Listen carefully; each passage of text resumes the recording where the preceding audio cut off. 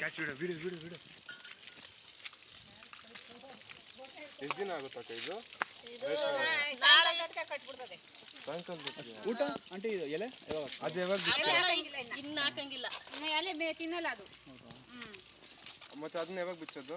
ಅದು 3 ದಿನಕ್ಕೆ, 3 ದಿನ 4 ದಿವಸ.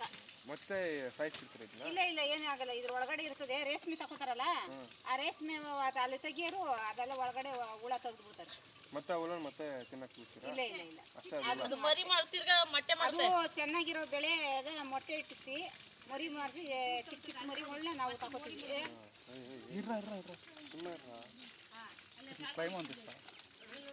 ಅದಕ್ಕೆ ಕಣ್ಣಿಲ್ಲ.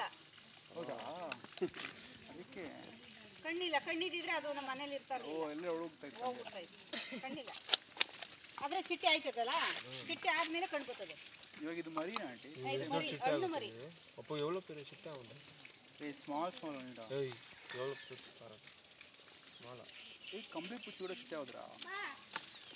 ಇಲ್ಲೇ ಇದ್ದೀನಿ. ಕಮ್ಮಿ ಗೋನಾ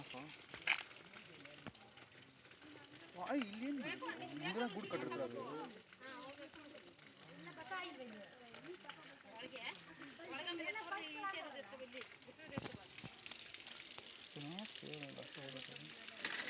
సూపర్ నన్ను ఇది వీటికి పోయింది అప్పుడే స్టాంప్ అంటాడు పుచ్చుకుని వచ్చాడు ఇక సైడ్ వచ్చిందా ಬಿಡು.